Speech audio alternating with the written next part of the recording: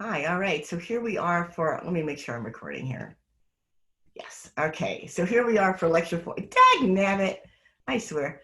Um, the utopian story is a genre, meaning it's a type of story. Sort of like if you're watching a movie and you know if you're watching a horror movie or a rom-com. Well, the utopian narrative always sort of has constitutive parts. And again, one of the things I love about the ones who walk away from Omelas is that it actually gives us all of these parts in one place.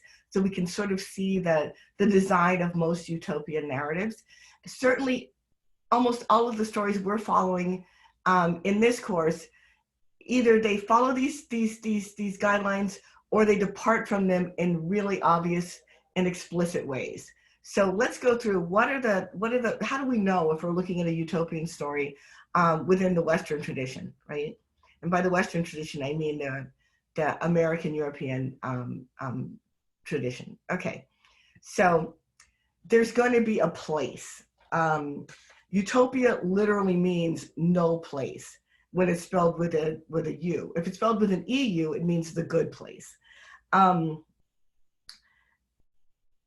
Early utopias were often set in isolated places. So here, this is a picture from Thomas More's book from the 1500s called Utopia. It's sort of the first use of, or among the first uses of the term. We could probably go back to Adam and Eve, right? And the Garden of Eden if you wanted to think about utopia over the long arc of time. But certainly Thomas More starts with this idea of an island, this perfect island where things happen.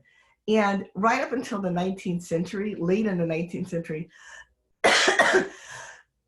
people who imagined utopias and describe them to others usually set these stories in isolated places on Earth, in islands or behind gated communities. Sometimes now utopias are set like on other planets.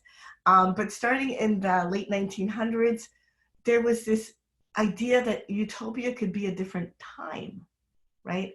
And we'll certainly see that in the next story we're reading, Looking Backward by Edward Bellamy. He sets his story in the future, where he imagines things are going to be way better than they are now. All right. So the first thing we want to know is that you always have to say, what place are we in?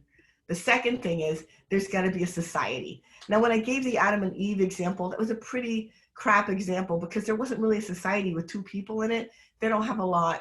You could easily get two people, well, maybe not easily, but it's conceivable to get two people into accord. But if you have this complex society with different stakeholders and different objectives, different age groups, different economic possibilities, right? Then it becomes harder to design a perfect or a better place. And so utopia always has a place, and it always has a complex society.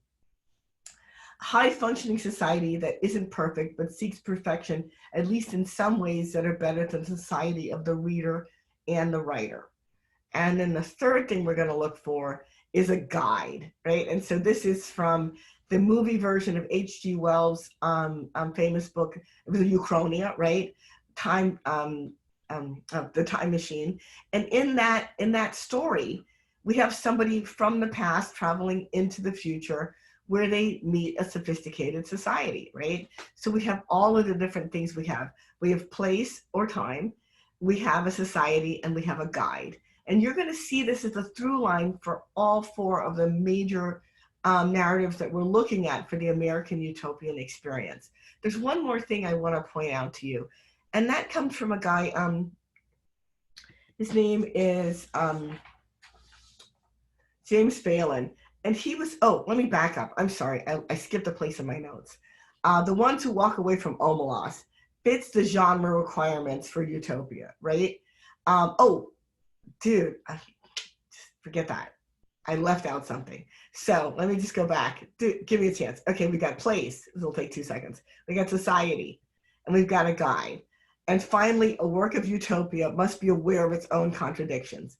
There is no way to set up a perfect society, so the enterprise is inflected right from the beginning. Yet many of us think it's an important enterprise in spite of the fact that you're always going to be reaching for something you can't quite hold in your hand. That's what I want to tell you.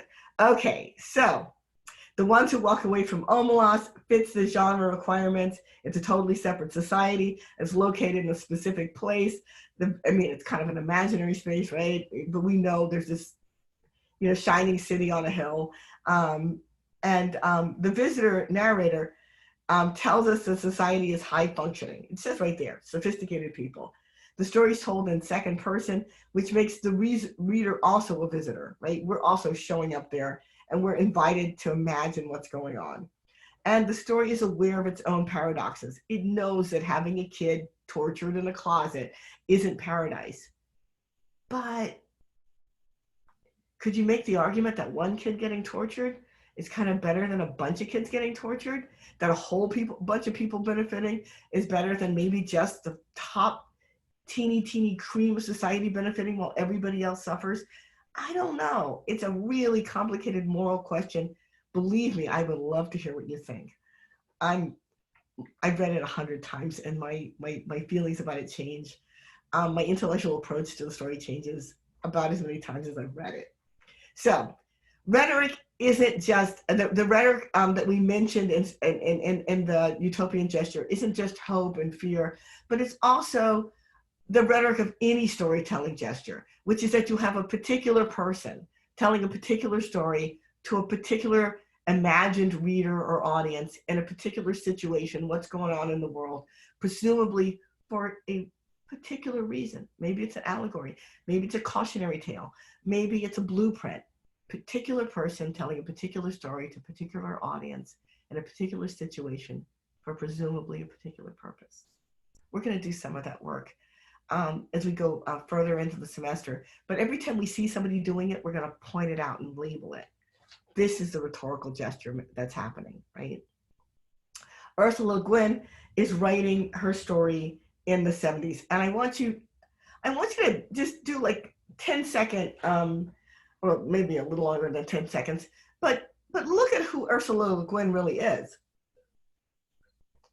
She's a California intellectual telling the strange and unsettling story to her 1970s U.S. reading. That's who she's imagining as U.S. American readers who just lived through a couple years earlier, Summer of Love in 1967. They've lived through assassinations of beloved leaders. They've lived through civil unrest. There's and also hopeful movements around civil and political rights, around women's sexual and reproductive autonomy. All these things are swirling around in history at the moment Le Guin is writing. And I have to tell you, if that seems like a point in history when there was a crap load going on, I think we're at another one of those points. For you, from where you're sitting, from where you were born, from the house where you were raised, you might have a particular story to tell to a particular audience in this setting, and you might have a particular purpose.